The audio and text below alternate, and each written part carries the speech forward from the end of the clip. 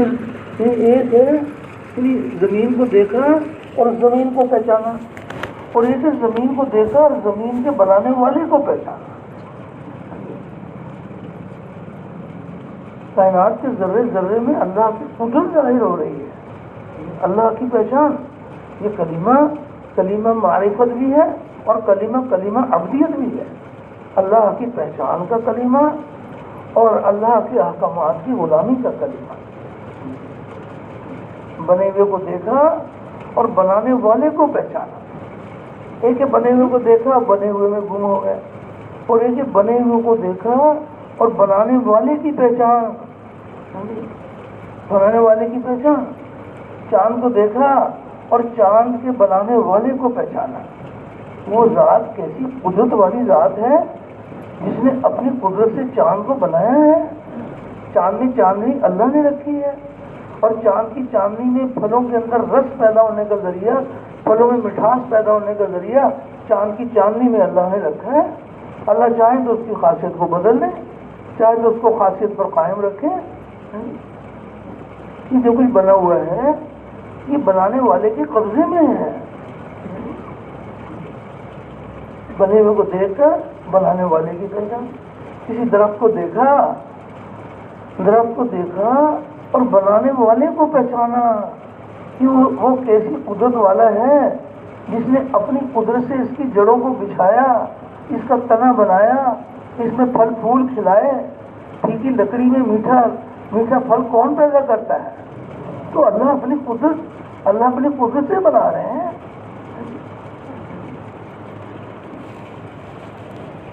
جس چیز میں بھی نگاہ جائے اللہ کی پہچان۔ پانی کو دیکھا اور پانی کے پیدا کرنے والے کی پہچان۔ وہ کیسی قدرت والا ہے جس نے اپنی قدرت سے پانی کو بنایا ہے، اور پانی کی بوند بوند پر اللہ کا قبضہ ہے۔ پانی پیاس بجھانے میں اللہ کے حکم کا پابند ہے، اور اللہ رب العزت پیاس بجھانے میں پانی کے پابند نہیں ہے۔ اللہ پاک چاہیں گے تو پانی کے بغیر پیاس دور فرما دیں گے، لیکن کسی کی بھوک دور کرنا نہیں چاہیں گے۔ وہ سمندر بھی پی لے گا تو پیاس نہیں بجھے گی۔ ایک پیاسا آدمی پانی پیے اور اللہ رب العزت اس کی پیاس کے دور کرنے کا ارادہ نہ کرے تو اس کی پیاس دور ہو جائے گی۔ تو بھی پیاس کے دور کرنے میں پانی کا کمال ہے، یہ اللہ کا کمال ہے۔ تو اللہ کی پہچان، پیاس آ جائے پھر اللہ کی پہچان۔ یہ پیاس کہاں سے آئی ہے؟ پیاس تو ایک حال ہے، بھوک ایک حال ہے، عزت ایک حال ہے، ذلت ایک حال ہے۔ جس طرح چیزوں کے بنانے والے اللہ ہیں، حالات کے بنانے والے بھی اللہ ہیں۔ کوئی حال اللہ کے ارادے کے بغیر نہیں آئے گا۔ انسان کا جسم حاجتوں کا برتن، خزانے الہی سے حاجتیں اس کے جسم میں اتاری جاتی ہیں۔ پہلے وہ آتا ہے جس کا نام حاجت ہے، اور پھر وہ آتا ہے جس کا نام حاجت کا پورا ہونا ہے۔ تو حاجت بھی خزانے الہی سے اور حاجت کا پورا ہونا بھی خزانے الہی سے۔ اللہ کی پہچان، پیاس کی حالت میں اللہ کی پہچان، بھوک کی حالت میں اللہ کی پہچان۔ یہ بھوک اللہ نے اپنی قدرت سے اتاری ہے، اور اللہ پاک ہی اپنے قدرت سے بھوک دور کریں گے۔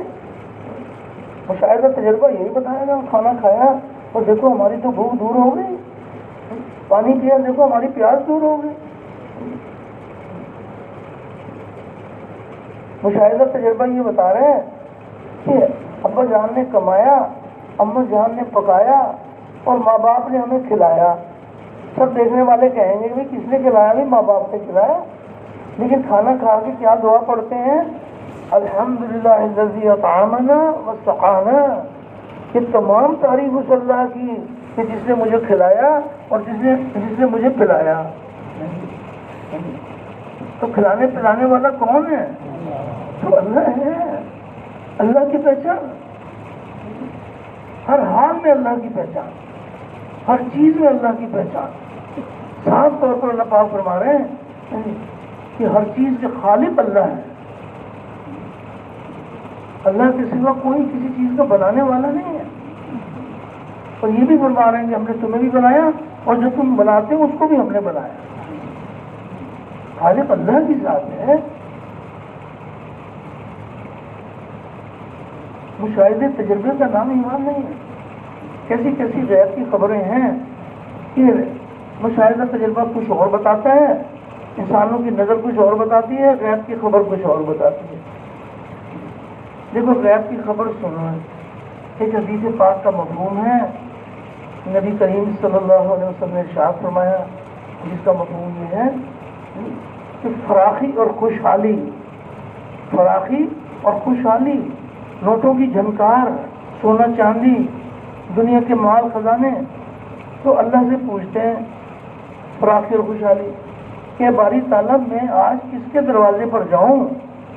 تو اللہ پاک فرماتے ہیں کہ میرے دشمنوں اور میرے نافرمانوں کے پاس جاؤ. دیکھنے میں تو نظر آ رہا ہے کہ بھی ان کے پاس تو دیکھو نہ نماز نہ روزہ، اللہ کی نافرمان اور دنیا کی چیزیں پھیلی پڑی ہیں ان پر. کہ اللہ پاک فرماتے ہیں کہ میرے دشمنوں اور میرے نافرمانوں کے پاس جاؤ، تاکہ تیری وجہ سے میں ان کی گرفت کرنا چاہتا ہوں اور تیری وجہ سے ان کی پکڑ کرنا چاہتا ہوں. جب یہ میری نافرمانی کر رہے ہیں نا تو لے لیں یہ دنیا کی چیزیں، یہ چیزیں ان کی پکڑ کا ذریعہ بنے. تو دیکھنے والے تو کہہ رہے ہیں یہ تو بڑے کامیاب ہیں، دیکھو تو صحیح بھائی، نہ نماز نہ روزہ، اور ان کے پاس تو مال کے انبار لگے ہوئے ہیں. دیکھنے والوں کی نظر بتا رہی ہے، مشاہدہ تجربہ بتا رہا ہے کہ یہ تو بڑے کامیاب ہیں. اور خبر کیا بتا رہی ہے کہ یہ جو اللہ کے نافرمان ہیں ان کو جو نعمتیں مل رہی ہیں تو یہ کامیاب ہیں یا ناکام ہیں؟ خبر بتا رہی ہے ناکام ہے، نظر بتا رہی ہے کہ کامیاب ہے. تو اللہ پاک اپنی قدرت دکھاتے. قارون کے پاس اللہ نے اتنا مال، اتنے اس کے جگہ کتنے تو اس کے خزانوں کی چابیاں، اس کے لیے پوری جماعت چابیوں کو اٹھا کے اتنا اللہ نے جو ہے فراخی اتنا مال دے دیا، اور ہے اللہ کا نافرمان. تو جب اس کا انجام ہوا نا، پہلے تو دیکھنے والے کہہ رہے تھے کہ کاش ہم بھی چلو قارون جیسے نہیں، پھر بھی کچھ نہ کچھ تو ہوتے. اس کو دیکھ کے یہ تمنا کر رہے تھے کہ جب اس کا انجام ہوا، اللہ کی پکڑ آئی، تو پھر سب شکر کر رہے تھے کہ یا اللہ تیرا شکر ہے کہ ہم اتنی بڑی پکڑ میں نہیں آئے. نافرمانیوں پر جو کچھ ملتا ہے نا تو اس کو دیکھ کر یہ نہیں سمجھنا چاہیے کہ بس کام بن گیا. پھر اسی حدیث پاک میں دوسری بات یہ ہے کہ پریشانی، مصیبت، انہوں نے اللہ سے پوچھ دیا کہ باری تعالیٰ میں آج کس کے در پر جاؤں؟ تو اللہ پاک فرماتے ہیں کہ میرے معطی اور فرما بردار بندوں کے پاس جاؤ. لو بھائی، دیکھنے والے کہہ رہے ہیں کہ یہ ہیں اللہ والے، ان کا حال تو دیکھو، کبھی بیوی بیمار، کبھی بچہ بیمار، کبھی ان کا یہ نقصان ہو گیا، کبھی یہ نقصان ہو گیا، کبھی یہ پریشانی آ گئی، کبھی یہ پریشانی آ گئی. نظر بتا رہی ہے کہ یہ تو ناکام ہے، اور خبر بتا رہی ہے کہ یہ کامیاب ہیں. اللہ جل شان و شاد فرما رہے ہیں کہ جاؤ میرے مطیع اور فرما بردار بندوں کے پاس، تاکہ تیری وجہ سے میں ان کے گناہوں کو زائل کرنا چاہتا ہوں، اور تیری وجہ سے ان کے درجات کو بلند کرنا چاہتا ہوں، اور تیری وجہ سے ان کے صبر کو آزماتا ہوں. جب یہ پریشانی پر صبر کرتے ہیں تو صبر والوں کے ساتھ کون ہے؟ تو جس کو اللہ مل گیا اسے تو سب کچھ مل گیا، اسے سب کچھ مل گیا. تو عام دیکھی پر چلنے کا نام ایمان نہیں ہے. ایمان بالخیر، ہر غیب کی خبر کا یقین دل میں اتر جائے، مشاہدے تجربے کا یقین دل سے نکل جائے.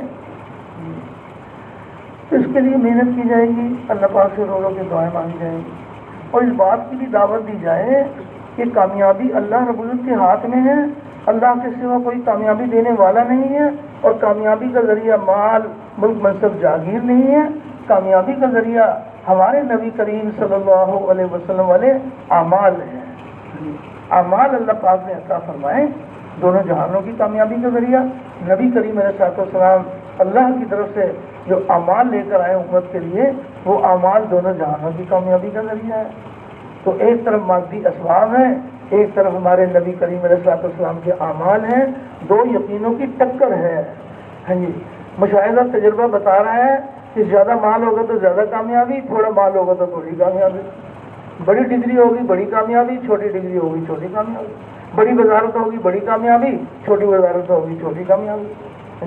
اور غیب کی خبر بتا رہی ہے کہ کامیابی اللہ کے ہاتھ میں ہے، اور کامیابی کا ذریعہ نبی کریم علیہ الصلوۃ والسلام کے اعمال ہیں۔ وہ وزیر صاحب کہ جنہوں نے اپنی وزارت میں نبی کریم علیہ الصلوۃ والسلام کا عمل بھرا ہوا ہے، وہ وزارت جو ہے نا وہ اللہ پاک اپنی قدرت سے ان کو کامیاب کریں گے، کیونکہ یہ صرف وزارت کی کرسی کو کامیابی کا ذریعہ نہیں سمجھتے، بلکہ نبی کریم علیہ الصلوۃ والسلام کا عمل بھرا ہوا ہے۔ عمل بھر لیں، تجارت میں نبی کریم علیہ الصلوۃ والسلام کا عمل بھر لیں، مزدوری میں نبی کریم علیہ الصلوۃ والسلام کا عمل بھر لیں۔ ایک مزدوری کرنا چاہتے تھے، وہ رک گئے اور علماء کی خدمت میں حاضر ہو گئے، جی میں مزدوری کرنا چاہتا ہوں تو آپ اس میں مجھے اللہ کا حکم نبی کا طریقہ سکھا دیں۔ علماء نے اس کو مسائل سکھا دیے، اس نے اپنی مزدوری میں اللہ کا حکم نبی کا طریقہ بھر دیا۔ تو جس مزدور کی مزدوری میں اللہ کا حکم نبی کا طریقہ بھرا ہوا ہے، اللہ پاک اس کو ناکام کریں گے یا کامیاب کریں گے؟ سارے بھائی بتاؤ بھائی، تو کامیاب کریں گے مزدوری کی وجہ سے یا نبی کے عمل کی وجہ سے؟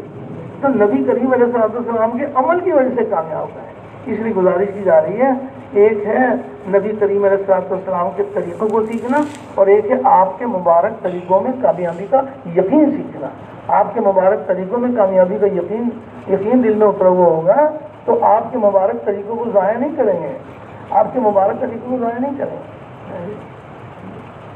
جب بھی مقابلہ آ جائے گا، چیزوں کا اور عمل کا مقابلہ آئے گا کہ چیزوں کو بچائیں تو عمل گیا، عمل کو بچائیں تو چیزیں گئیں۔ تو جس کا یقین یہ ہے کہ کامیابی اللہ کے ہاتھ میں ہے اور کامیابی کا ذریعہ نبی کریم علیہ الصلوۃ والسلام کے اعمال ہیں، کہ چیزوں کو ٹھوکر ماریں گے، نبی کریم علیہ الصلوۃ والسلام کے اعمال کو گلے لگائیں گے۔ یقین یہ ہے کہ کامیابی کا ذریعہ ہی ہمارے نبی کریم علیہ الصلوۃ والسلام کے اعمال ہیں۔ تو اس یقین کو دل میں اتارنے کے لیے الحمدللہ اس کی دعوت کو لے کے پھرنا، اوروں کو پھرنے کے لیے تیار کرنا، اور اس کے ساتھ ساتھ اس بات کی بھی پوری فکر کی جائے کہ اللہ جل شانہ، اللہ کی قدرت سے براہ راست فائدہ، ایک ہے اللہ کی قدرت سے بنی ہوئی چیزوں سے فائدہ، اور ایک ہے براہ راست اللہ پاک کی قدرت سے فائدہ۔ تو اللہ جل شانہ نے نبی کریم علیہ الصلوۃ والسلام کی امت کو نماز کا عمل، اپنے پیارے حبیب علیہ السلام کو اپنے پاس بلا کر نماز کا عمل عطا فرمایا۔ باقی احکام اللہ نے فرشتے کے ذریعے سے نازل فرمائے۔ نماز کا عمل خاتم الانبیاء، امام الانبیاء کو اپنے پاس بلا کر عطا فرمایا۔ تو کس قدر اللہ جل شانہ کا احسان ہے کہ براہ راست نماز کے عمل سے براہ راست اللہ کی قدرت سے استفادہ۔ جو چیزوں سے فائدہ اٹھائیں گے، چیزوں کا فائدہ بھی اللہ کے ارادے سے ہوگا، لیکن جو چیزوں سے اللہ کی قدرت سے بنی چیزوں سے جو فائدہ اٹھائیں گے، ان کو فائدہ محدود ملے گا اور فانی ملے گا۔ چیزیں فنا ہو جائیں گی، وقتی طور پر کچھ فائدہ ہو جائے گا، لیکن جو اللہ کی قدرت سے فائدہ اٹھائیں گے تو ان کو لامحدود ملے گا، کیونکہ اللہ کی قدرت لامحدود ہے، اللہ کی قدرت غیر فانی ہے، تو غیر فانی ملے گا اور کبھی ملنا ختم ہی نہیں ہوگا، کبھی ملنا ختم نہیں ہوگا، براہ راست اللہ کی قدرت سے استفادہ۔ تو نماز اس درجے کی نماز ہو، یہ بھی گزارش ہے کہ نماز کا تو ایک ہی درجہ نہیں ہے، جس درجے کی نماز اس درجے کی کامیابی۔ ایسی بھی نماز ہے جو براہ راست اللہ پاک کی قدرت سے لینے کا ذریعہ بن جاتی ہے، اور ایسی بھی نماز ہے کہ پرانے کپڑے کی طرح سے لپیٹ کر وہ نمازی کے منہ پہ مار دی جاتی ہے۔ وہ تو کسی کا تو جائزہ نہیں لیں گے۔ ہر نمازی کے بارے میں اچھا گمان، ہر نمازی کے بارے میں اچھا گمان، تو ان کی نماز پتہ نہیں کتنی اعلیٰ درجے کی نماز ہوگی، لیکن اپنی نماز کا جائزہ لیا جا سکتا ہے کہ میری نماز کی کیا نوعیت ہے۔ جب نمازی نماز سے فارغ ہوتے ہیں تو 10واں حصہ ملتا ہے، کسی کو 9واں، 8واں، 7واں، 6واں، 5واں، چوتھائی، تہائی، آدھا حصہ بھی ملتا ہے۔ اور ایسی بھی نماز ہے جو پرانے کپڑے کی طرح سے لپیٹ کر نمازی کے منہ میں مار دی جاتی ہے، اور ایسی بھی نماز ہے کہ وہ نمازی کو بد دعا دیتی ہوئی جاتی ہے۔ نمازی دعا مانگ رہا ہے، نماز اس کے لیے بد دعا کر رہی ہے۔ تو کسی کا جائزہ تو نہیں لیا جائے گا، ہر ایک کے بارے میں اچھا گمان، لیکن اپنا جائزہ لے لیں کہ ہماری نماز کی کیا نوعیت ہے۔ اگر واقعی نماز جاندار ہے، شاندار ہے، بہت مبارک، اور نہیں تو اس بات کی فکر کرنا کہ کیسے ہماری نماز کا وزن بڑھتا چلا جائے۔ ایک دن کی محنت سے نماز نہیں بن جاتی، نماز کے لیے تو مسلسل محنت ہے۔ تو نماز پر ایسی محنت کی جائے، رو رو کے دعائیں مانگی جائیں کہ اللہ جل شان وہ دن دکھا دے کہ نماز کی حقیقت حاصل ہو جائے. نماز کی صورت ایک نماز کی صورت ہے اور ایک نماز کی حقیقت ہے. تو فرمایا تو اس میں یعنی نماز کے اندر صحیح یقین بھی ہو، نبی کریم صلی اللہ علیہ وسلم کا کامل طریقہ بھی ہو، اور اللہ جل شان کو راضی کرنے کی نیت بھی ہو، اخلاص کے ساتھ نماز پڑھی جائے، اور اللہ کا دھیان کہ اللہ مجھے دیکھ رہے ہیں، اللہ میرے ساتھ ہیں، اللہ کا دھیان، حق تعالی شان میری بات کو سن رہے ہیں، تو اللہ کا دھیان بھی نماز میں ہو. اور اللہ نے نماز پر جو وعدے فرمائے ہیں تو اللہ کے وعدوں کا یقین بھی ہو کہ اللہ کے وعدے حق ہیں اور پورے ہونے کے لیے ہیں. اللہ وعدہ فرما رہے ہیں تو مجھے اس پر یہ انعام ملے گا. اس یقین کے ساتھ نماز ہو، اور مجاہدے والی نماز ہو. مجاہدے والی نماز وہ ہے کہ جس نماز میں نفس کا حصہ نہ ہو. جس میں نفس کا حصہ ہے وہ مجاہدہ نہیں ہے. مجاہدہ وہ ہے کہ نفسانیت سے پاک ہو، مجاہدے کے ساتھ عمل ہو. تو اب بھائی اس کے لیے بھی محنت ہے اور دوسروں کو اس محنت کے لیے تیار کرنا ہے. اور جس درجے میں بھی یقین ہے تو اس پر بھی اللہ کا شکر ادا کریں، اور یقین کے جس درجے پر پہنچ رہے ہیں اس کو بھی سامنے رکھ کے چلیں. اور فرمایا یہاں تک بھی فرمایا کہ نماز پڑھنے کے بعد یعنی یا الہی جس درجے کے یقین کے ساتھ نماز پڑھنی تھی، یا اللہ نے اس یقین کے ساتھ نماز نہیں پڑھ سکا تو اس کے اوپر استغفار، نیک عمل کے بعد استغفار. یہ تو بات سمجھ میں آتی ہے جب ان کو گناہ ہو گیا توبہ کر لو، استغفار کر لو. اور ایک نماز پڑھی ہے اور نماز پڑھ کے اس لیے استغفار کر رہے ہیں کہ یا الہی جس یقین کے ساتھ نماز پڑھی تھی اس درجے کا یقین نہیں تھا، اس پر استغفار. اور یا الہی جس درجے میں نبی کریم علیہ السلام کا طریقہ ہونا چاہیے تھا وہ میرا طریقہ بھی پورا نہیں تھا، تو اس کے اوپر بھی استغفار، اس پر بھی استغفار. یا اللہ جس اخلاص کے ساتھ نماز پڑھنی تھی، یا اللہ اس اخلاص کے ساتھ نماز نہیں پڑھی، اس کے اوپر بھی استغفار. اللہ کو کتنا پیار آئے گا کہ دیکھو میرا بندہ جو ہے نا وہ عمل بھی کر رہا ہے اور جو مجھ سے معافی بھی مانگ رہا ہے. کتنا اللہ کو پیار آئے گا. یا اللہ نماز میں تو تیرا ہی دھیان ہونا چاہیے، توجہ اللہ. تو میں کبھی کھیت میں چلا گیا نماز کی حالت میں، کبھی بیوی بچے، کبھی کاروبار، کہاں میرا غفلت کے ساتھ میرا دھیان چلا گیا. تو یا اللہ تو مجھے معاف کر دے. اس کے اوپر بھی استغفار کہ جس دھیان کے ساتھ نماز پڑھنی تھی اس دھیان کے ساتھ نماز نہیں پڑھی، اس پر بھی استغفار. اور اسی طرح پھر اللہ نے نماز پر جو وعدے فرمائے ہیں تو جس درجے کا یقین ہونا چاہیے یا اللہ اس درجے کا یقین نہیں ہے، اس کے اوپر بھی استغفار. یا الہی میں اس میں میرا نفس کا حصہ آ گیا، یا اللہ تو مجھے معاف کر دے. تو اللہ کو کتنا پیار آئے گا کہ دیکھو میرے بندے عمل بھی کر رہے ہیں اور مجھ سے ڈرتے بھی ہیں، اور مجھے راضی کرنا چاہتے ہیں. تو نمازوں کو بڑھیا بنانے کی محنت کرنا، اور نماز میں اللہ کی بڑائی کو دل میں بھرنے کے لیے اللہ کی بڑائی کے بول بولنا. نماز کی ہر ادا کے اندر اللہ کی بڑائی بھری ہوئی ہے. سبحانک اللہم، اللہ کی بڑائی، الحمدللہ رب العالمین، یہ تمام تعریف اس اللہ کی جو سارے جہانوں کا پالنے والا ہے، اللہ کی بڑائی. تو نماز کے ذریعے سے بھی اللہ کی بڑائی کو دل میں بھرنے کی محنت کی جائے اور رو رو کے دعائیں مانگی جائیں. اور اس پر اللہ پاک کے خزانوں سے ملے گا. اس کے فضائل بھی ہمارے سامنے ہوں. جس کی نماز اچھی نکل آئی اس کے باقی اعمال بھی اچھے نکل آئیں گے، اور جس کی نماز بری ثابت ہوگی اس کے باقی اعمال بھی برے ثابت ہوں گے. تو اس لیے تحقیق کرنا کہ وہ نماز کی کون کون سی خوبیاں ہیں کہ جس کی وجہ سے نماز اچھی نکل آتی ہے، ان خوبیوں کی تحقیق بھی کرنا، ان خوبیوں کو اپنی نماز میں جمع کرنا. اور وہ جو نماز بری نکل آتی ہے جس کی وجہ سے سارے اعمال برے نکل آتے ہیں، وہ کون کون سی نماز کی خامیاں ہیں اس کی تحقیق کرنا، ان خامیوں کو اپنی نماز میں سے دور کرنے کی محنت کرنا. جیسے کل کی نماز ایسے آج کی نماز، پھر تو ہماری ترقی نہیں ہوئی. نہیں، آج کی نماز جو کل گزر گئی اس سے بڑھیا ہو، تاکہ اللہ جل شانہ کرم فرما دے کہ دن بہ دن نماز بڑھیا سے بڑھیا بنتی چلی جائے. اور دوسروں کو بھی نماز کی محنت کے لیے تیار کرنا، بے نمازی بن جائیں بہت مبارک، اس کے لیے بھی کوشش کی جائے گی۔ لیکن نمازی نماز کی حقیقت پا لیں، براہ راست اللہ کی قدرت سے لینے والی نماز بنا لیں، تو اس کے لیے جو اوروں کو بھی اس محنت کے لیے تیار کرنا پڑے گا اور رو کے اللہ سے دعائیں مانگنی پڑیں گی۔ اس کے ساتھ ساتھ فرمایا کہ جہالت کی ظلمتیں مٹ جائیں، علم الہی کا نور دلوں میں اتر جائے۔ تو یہ مالک کا کتنا بڑا احسان ہے کہ حق تعالیٰ شان کسی پر اتنے مہربان ہو جائیں کہ اس کے دل میں سے جہالت کا اندھیرا ختم کر دیں اور علم الہی کے نور سے اس کے سینے کو بھر دیں۔ وہ تو بندوں کی طلب دیتے ہیں اللہ پاک کہ کس چیز کے طالب ہیں، اگر ہمارے اندر اس کی طلب ہوگی تو اللہ کے خزانے بھرے ہوئے ہیں۔ کیسے کیسے اللہ پاک نے اپنے بندوں کو علم کی دولت سے نوازا ہے، اور کیا کیسے کیسے بندوں کو نواز چکے ہیں۔ وہ تو اللہ کی قدرت ہے، ہمارے اندر یہ طلب اور پیاس ہو۔ علم والوں کے اللہ پاک بڑے قدردان ہیں۔ اور پھر فرمایا کہ عمل کریا، اور عمل میں اس میں یقین تو ہے لیکن اس کے اندر طریقہ درست نہیں ہے، اس میں علم نہیں ہے۔ تو جس عمل کے اندر علم نہیں ہے وہ عمل ایسا ہے جیسے کرنٹ کے بغیر بجلی کا تار۔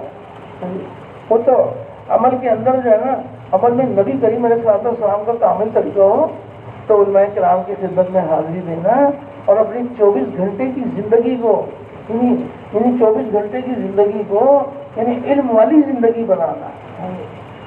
علم کا نور، قدم قدم پر ہمیں علم کا نور چاہیے۔ جو بھی عمل کریں اس میں نبی کریم علیہ السلام کا طریقہ ہو۔ تو اس کے لیے تو ہمیں خود بھی محنت کرنی ہے، اوروں کو بھی اس کے لیے تیار کرنا ہے۔ تو دیکھو بھائی، علماء کرام سے مسائل پوچھ کر اپنی 24 گھنٹے کی زندگی کو دین بنا لو۔ اور گھروں کے اندر عورتیں ہیں، اب یہ مردوں کی ذمہ داری ہے کہ ان کے جو مسائل ہیں وہ علماء کرام مفتی صاحبان سے پوچھ کر عورتوں کی زندگی میں بھی نبی کریم علیہ السلام کے مبارک اعمال آ جائیں۔ اعمال کی فضیلت ہم سنتے ہیں، بہت اچھی بات ہے، عمل کا شوق پیدا ہوتا ہے، اللہ کے وعدوں کو یقین بڑھتا ہے۔ لیکن وہ جو عمل کی فضیلت سنی ہے وہ فضیلت حاصل ہو نہیں سکتی جب تک اس عمل میں نبی کا طریقہ نہیں ہوگا، اور طریقہ درست ہو نہیں سکتا جب تک علماء کرام سے ہم مسائل نہیں سیکھیں گے۔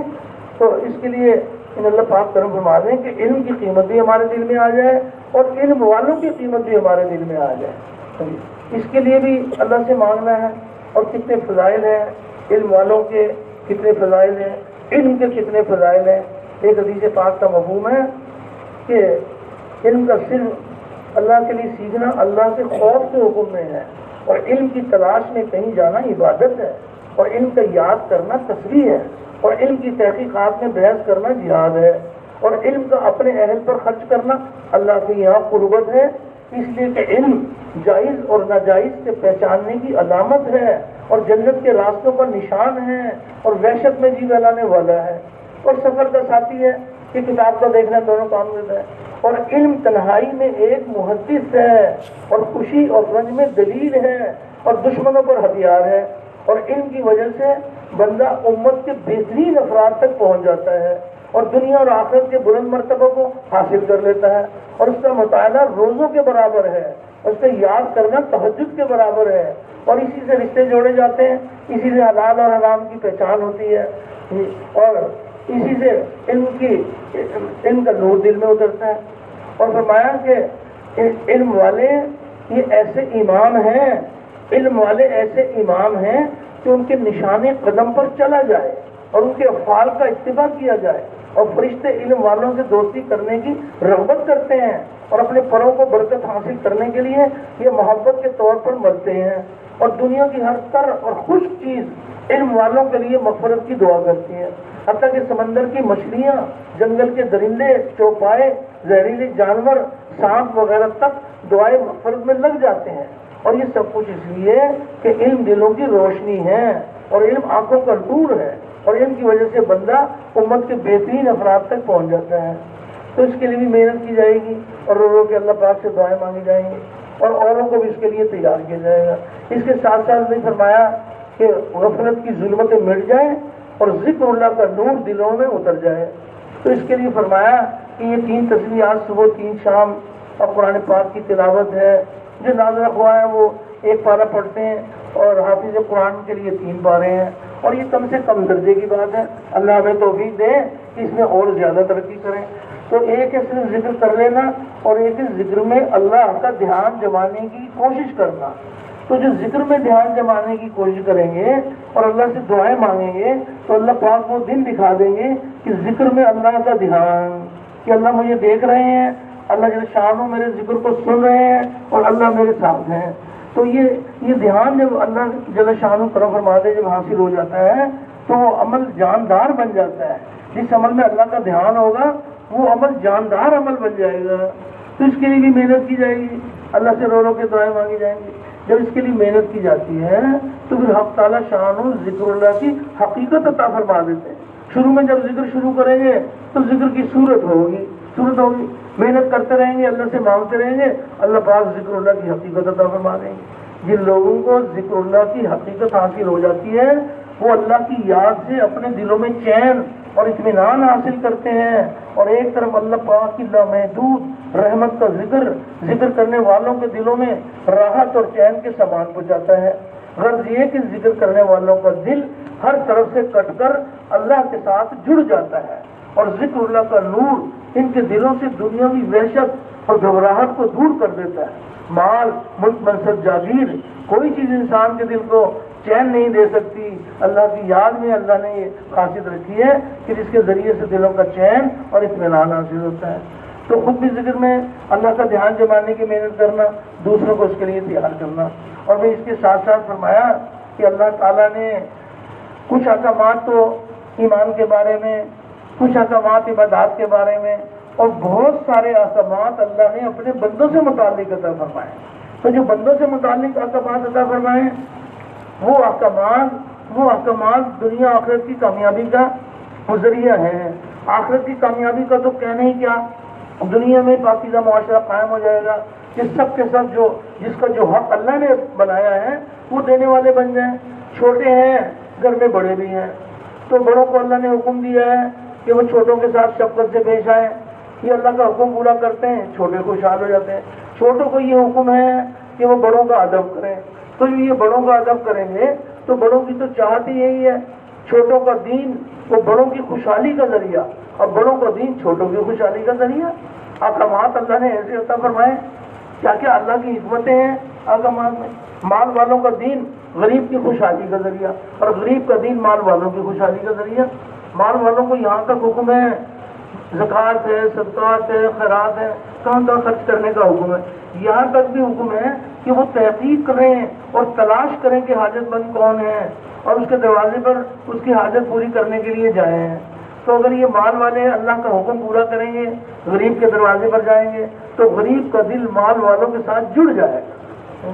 وقت آنے پر یہ جان بھی قربان کر دے گا کہ دیکھو بھائی یہ ہمارے مقدر کی روزی اللہ نے ان کو دی تھی، تو ہمیں ان کے دروازے پہ نہیں جانا پڑا، یہ خود جو ہے ہمارے دروازے پر چل کر آئے. اور غریب کو کیا حکم ہے کہ مال والوں کے ساز و سامان کی طرف آنکھ اٹھا کے بھی نہ دیکھو، جب تمہیں کو حاجت ہو تو اللہ سے مانگو. تو غریب کی زندگی میں احکامات آ جائیں تو مال والے تو سکھ کی نیند سوئیں گے، اور غریب کی زندگی میں دین نہیں ہوگا تو مال والے مال ہے، سونا چاندی ہے، لیکن ان کے لیے پریشانی کا ذریعہ بنا ہوا، اس لیے کہ غریب کی زندگی میں دین نہیں. تو جس طبقے کے اندر دین نہیں ہوگا وہ دوسرے طبقے کے لیے نقصان کا ذریعہ بنے گا. تو اس کے لیے فرمایا کہ ہم اللہ جل شانہ سے مانگیں کہ یا اللہ ہم نے ساری دنیا میں دین کے پھیلانے کا ذریعہ بننا ہے، تو ہمیں اعلیٰ درجے کے اخلاق عطا فرما دے. اخلاق ساری دنیا میں دین کے پھیلنے کا بڑا ذریعہ اخلاق ہیں. تخلقوا باخلاق اللہ، یہ فرمایا نبی کریم علیہ الصلوۃ والسلام نے کہ اللہ والے اخلاق اپناؤ. اللہ جل شانہ کھلانے والے ہیں تو بھی اللہ کے بندوں کو، اللہ کی مخلوق کو کھلاؤ. کھانا مخلوق کی صفت ہے اور کھانا اللہ کی صفت ہے، تو تم بھی کھلاؤ. اللہ جل شانہ پردہ پوشی کرنے والے ہیں تو تم بھی اللہ کے بندوں کی پردہ پوشی کرو. اللہ جل شانہ معاف کرنے والے ہیں، تم بھی اللہ کے بندوں کو معاف کرو. ہاں جی، معاف کرو. تخلقوا باخلاق اللہ، اللہ والے اخلاق اپناؤ تو کس قدر پاکیزہ معاشرہ قائم ہوگا. تو اس کے لیے کتنے فضائل بھی بہت ہیں. اس کو یہ بھی دیکھنا ہے کہ ابھی لوگ کوئی 10 منٹ زیادہ سے زیادہ ہیں، تو ابھی کچھ اعمال بھی باقی ہیں. تو خیر بہرحال ایک حدیث قدسی ہے. پھر آپ ہم دیکھیں کہ اللہ پاک آپس کی الفت محبت پر اللہ جل شانہ کی طرف سے کیا کیا انعام ملتے ہیں۔ ایک حدیث قدسی ہے، اللہ پاک یہ ارشاد فرما رہے ہیں کہ میری محبت ان لوگوں کے لیے واجب ہے۔ یہ اللہ فرما رہے ہیں کہ میری محبت ان لوگوں کے لیے واجب ہے جو میری وجہ سے ایک دوسرے سے محبت کرتے ہیں۔ یہ فرمایا، یہ نہیں کہا کہ ایک دوسرے سے محبت کرتے ہیں، میری وجہ سے ایک دوسرے سے محبت کرتے ہیں۔ اور یہ بھی فرمایا کہ میری محبت ان لوگوں کے لیے بھی واجب ہے جو میری وجہ سے ایک دوسرے کے ساتھ خیر خواہی کرتے ہیں، اور میری محبت ان لوگوں کے لیے بھی واجب ہے جو میری وجہ سے ایک دوسرے سے ملاقات کرتے ہیں۔ تبلیغ والوں کے تو مزے ہی مزے، ان کی تو ملاقاتیں کبھی پوری ہوتی نہیں ہیں، مقام پر ہو پھر ملاقاتیں، اور خروج میں چلے جائیں پھر ملاقاتیں۔ تو اللہ پاک فرما رہے ہیں کہ میری محبت ان لوگوں کے لیے واجب ہے جو میری وجہ سے ایک دوسرے سے ملاقاتیں کرتے ہیں، اور میری محبت ان لوگوں کے لیے بھی واجب ہے جو میری وجہ سے ایک دوسرے پر مال خرچ کرتے ہیں۔ سوکھی تبلیغ نہیں، جب مال خرچ کرنے کا حکم ہے وہ مال بھی خرچ کرتے ہیں۔ تو اللہ کی محبت کا مل جانا یہ کتنا بڑا احسان ہے، یہ کوئی معمولی بات نہیں ہے کہ ہم اللہ سے محبت کریں۔ تو بھی ہمیں محبت کیے بغیر چارہ ہی نہیں ہے، ہم تو قدم قدم پر اس کے محتاج ہیں۔ ہم تو ہماری غرض بھی یہی ہے، ہم تو اس کے محتاج ہیں، کہ ہم اس سے محبت کریں، اور ایک اللہ جل شانہ ہم سے محبت کریں۔ یہ کتنی بڑی بات ہے کہ اللہ کسی کو اپنا محبوب بنا لے۔ تو اللہ کے بندوں کے اوپر رحم کھائیں گے، اللہ جل شانہ کا قرب ہے، اللہ کے بندوں پر رحم کھائیں گے، اللہ جل شانہ ہم پر رحم کھائیں گے۔ یہ آتا ہے نا کہ تم زمین والوں پر رحم کرو، آسمان والا تم پر رحم کرے گا۔ تو خیر اس کے لیے بھی کوشش کی جائے، اللہ پاک سے مانگی جائے تاکہ اللہ پاک ہمیں وہ مبارک اخلاق عطا فرما دے جو ساری دنیا میں دین کے پھیلنے کا ذریعہ بن جائے۔ اس کے ساتھ ساتھ بھائی چاہے عمل دعوت کا ہو، چاہے تعلیم کا ہو، چاہے اللہ کا ذکر ہو، چاہے نماز کا عمل ہو، چاہے کسی کے ساتھ اچھا سلوک ہو، جو بھی عمل کریں تو کس کو راضی کرنے کے لیے بھائی؟ سارے بھائی بتاؤ بھائی، اللہ کو راضی کرنے کے لیے عمل کرنا۔ اخلاص کے بغیر کوئی عمل اللہ کا قبول نہیں ہوتا۔ ریاکاری کے ساتھ عمل کریں تو یہ قبول نہیں ہوگا۔ ہاں اتنی بات ضرور ہے، آپ نے بڑوں سے سنی ہوگی کہ اگر کوئی ریاکاری کے ساتھ بھی عمل کر رہا ہو تو اس کو عمل سے نہ روکنا، اس کو عمل سے نہ روکنا۔ آج اس کا عمل ملاوٹی ہے، یہ ریاکاری سے عمل کر رہا ہے، لیکن یہ عمل کرتا رہا، اللہ سے مانگتا رہا، تو اس کے عمل کی ملاوٹ دور ہو جائے گی۔ پہلے تو عمل ملاوٹی ہوتا ہے۔ اخلاص کا کیا مطلب ہے کہ عمل کو خالص کرنا ہے، اس کی ملاوٹ کو دور کرنا ہے۔ تو اگر کوئی جیسا بھی عمل کر رہا ہو نا، عمل سے نہیں اس کو روکنا چاہیے۔ کرتے عمل کرتے کرتے اللہ پاک وہ دن دکھا دیں گے کہ عمل کے اندر جو کھوٹ ہوگی، جو ملاوٹ ہوگی وہ نکل جائے گی۔ عمل تو خالص اللہ کے لیے کرنا ہے۔ تو ہدایت کے چراغ ہیں اخلاص والے، ہدایت کے چراغ ہیں، اور ان کی وجہ سے بڑے بڑے فتنوں کو دور کیا جاتا ہے۔ اور بس یہ ذرا اس میں وقت نہیں ہے تو خیر اشارتاً بات آ جائے، بڑوں کی بات ہے تو ہے، ذرا غور طلب بات ہے، ذرا گہری بات ہے۔ فرمایا کہ دیکھو ہر عمل میں اخلاص بھی چاہیے، اور اس عمل پر جو اللہ نے وعدہ فرمایا اللہ کے وعدوں کا یقین بھی چاہیے۔ بعض دفعہ یقین کے زور میں ایسے آ گئے کہ جو انعام ملے گا اسی کو مقصود بنا لیا، عمل کے اوپر جو اللہ انعام دیں گے اس انعام کو مقصود بنا لیا، تو یہ کہا جائے گا کہ یقین کے زور میں آ کر یہ اخلاص کو کھو بیٹھے، اور اخلاص کے زور میں آ کر بعض دفعہ یقین کو کھو بیٹھے کہ بس ہم تو اللہ کی رضا کے لیے کرتے ہیں، ہمیں کوئی لالچ نہیں ہے، ہم تو بس صرف اللہ کی رضا کے لیے عمل کرتے ہیں، ہمیں اس کے اوپر کچھ نہیں چاہیے۔ تو یہ اللہ نے وعدے فرمائے ہیں تو یہ اللہ کے وعدوں کو یقین کھو بیٹھے، تو یقین کے زور میں آ کر اخلاص کو نہ کھو بیٹھے، اور اخلاص کے زور میں آ کر یقین کو نہ کھو بیٹھے۔ یقین اپنی حدود میں رہے اور اخلاص اپنی حدود میں رہے، دونوں چیزیں چاہیے عمل میں۔ ایک آدمی بیمار ہے، وہ صلاۃ الحاجت پڑھ رہا ہے، تو اس کو یقین تو ہے شفا ملنے کا، اس کو یقین ہے کہ اس پر اللہ پاک کا وعدہ ہے مجھے اللہ شفا دیں گے، لیکن نفل پڑھنے کی نیت کیا ہے اس کی؟ کس کو راضی کرنے کے لیے؟ نیت اللہ کو راضی کرنے کے لیے، اور اللہ کے وعدوں کا یقین بھی ہے، اللہ کے وعدوں کا یقین بھی ہے۔ تو اس کے لیے بھی محنت کی جائے گی، ہر عمل سے پہلے رک جائیں، نیت کو درست کر لیں، عمل کے درمیان میں، عمل کے آخر میں استغفار کر لیں۔ اور اس کے ساتھ ساتھ بھائی ہم سب کو ایمان ہے، ہمارے نبی کریم صلی اللہ علیہ وسلم خاتم الانبیاء ہیں، آپ کے آخری نبی ہونے کی بنا پر نبیوں والا کام آپ کی پوری امت میں منتقل کیا گیا ہے، ہر امتی کا کام ہے اور پوری کی پوری امت کا کام ہے۔ تو یہ کام یہ اللہ جل شانہ کی طرف سے اس امت پر بہت بڑا انعام ہے، یہ کام جو اللہ نے عطا فرمایا نبیوں والا، یہ بوجھ نہیں ہے، یہ تو بہت بڑی سعادت ہے کہ جس کام کے لیے اللہ پاک نے انبیاء علیہ السلام کو مبعوث فرمایا، اسی مبارک کام کے لیے نبی کریم علیہ السلام کے ساتھ ایک امت کو بھی مبعوث فرمایا۔ تو یہ تو مالک کا بہت بڑا احسان ہے کہ اللہ تعالیٰ نے آپ کی امت کو اللہ رب العزت نے وہ مبارک محنت عطا فرمائی کہ جس محنت کی کیا شان ہے۔ قرآن حکیم میں اللہ پاک فرما رہے ہیں، جس کا مفہوم یہ ہے، اللہ اکبر، اللہ پاک یہ فرما رہے ہیں کہ اللہ کے لیے ایسی محنت کرو جیسے محنت کرنے کا حق ہے۔ یہ ہے ہم سب کی تشکیل اس محنت کے بارے میں۔ دنیا میں اور بہت ساری محنتیں، کسی محنت کے بارے میں یہ نہیں آتا کہ بھئی ایسی محنت کرو زمینداری کی جیسے اس کا حق ہے، نہیں۔ تو اس محنت کے بارے میں فرمایا کہ اللہ کو پانے کے لیے، اللہ کی ذات کو اپنانے کے لیے، اللہ رب العزت کو انسانوں کے دلوں میں بسانے کے لیے ایسی محنت کرو جیسے محنت کرنے کا حق ہے، یہ فرمایا۔ تو خاص قسم کی محنت ہے اور خاص طریقے سے کی جاتی ہے، اور محنت بھی مخصوص اور محنت کرنے والے بھی مخصوص۔ محنت کرنے والوں کی شان کہ اللہ پاک فرما رہے ہیں کہ ہم نے تمہیں سارے عالم میں اپنا پیغام پہنچانے کے لیے ہم نے تمہیں چھانٹ لیا، تمام امتوں میں سے چنی ہوئی امت ہے۔ اس امت کو اللہ پاک نے سارے عالم میں اپنا پیغام پہنچانے کے لیے اللہ نے چھانٹ لیا۔ تو محنت بھی مخصوص اور محنت کرنے والے بھی مخصوص، اور فرمایا کہ محنت کا میدان بھی مخصوص، کہ یہ محنت انسانوں کے دلوں پر کی جاتی ہے کہ دل کا تعلق اللہ کے غیر سے کٹ کر اللہ کے ساتھ جڑ جائے، غیروں کے طریقے جسم سے نکل کر نبی کے طریقے جسم میں آ جائے، اور چیزوں سے کامیابی کا یقین دلوں سے نکل جائے، اور نبی کریم علیہ السلام کے اعمال سے کامیابی کا یقین دلوں میں اتر جائے۔ تو اس محنت کو اللہ پاک نے ذریعہ بنایا ہے، اس محنت کو اللہ جل شانہ نے ذریعہ بنایا، دلوں کے پھیرنے والے اللہ پاک ہیں۔ تو ایسی مبارک محنت ہے، تو محنت بھی مخصوص، محنت کرنے والے بھی مخصوص، محنت کا میدان بھی مخصوص، اور فرمایا کہ محنت کا انعام بھی مخصوص۔ اس محنت کرنے والوں کے ساتھ اللہ کا وعدہ ہے کہ اللہ پاک محنت کرنے والوں کے لیے ہدایت کی راہیں کھولتے ہیں۔ ہدایت کا مل جانا یہ مالک کا بہت بڑا احسان ہے۔ تو اس محنت کے کرنے پر اللہ جل شانہ یعنی ہدایت کا نور عطا فرماتے ہیں۔ تو کتنی بڑی بات ہے، کتنی بڑی بات ہے۔ جو لوگ اللہ کے واسطے محنت اٹھاتے اور سختیاں جھیلتے ہیں اور طرح طرح کے مجاہدات میں سرگرم رہتے ہیں، تو اللہ تعالیٰ ان کو ایک خاص نور بصیرت عطا فرماتا اور اپنے قرب و رضا یا جنت کی راہیں سجاتا ہے۔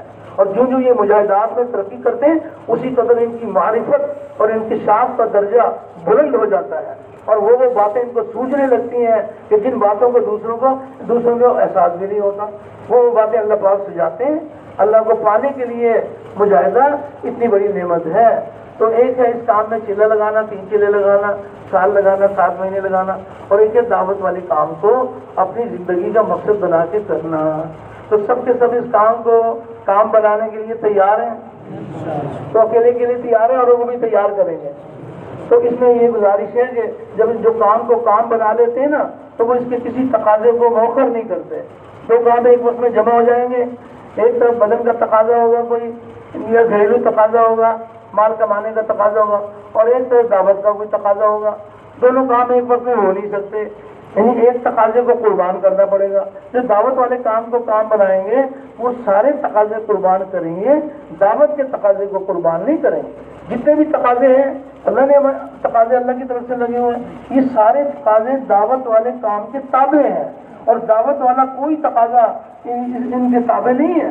تو اللہ پاک ایسے حوصلے بلند کر دیں، ہمارے حوصلے بلند ہو جائیں، تو بس اس کام کو کام بنا لیا، تو جہاں کے لیے کہا جائے، جتنے وقت کے لیے کہا جائے، جس کے ساتھ کہا جائے، سارے مشاغل چھوڑ کر اللہ کی راہ میں نکل جائیں گے، اور اپنے مقام پر ہوں تو اس بات کی فکر کرنا کہ ہماری مسجد نبوی کا نمونہ بن جائے، تمام دنیا بھر کی مساجد مسجد نبوی کا نمونہ بن جائے۔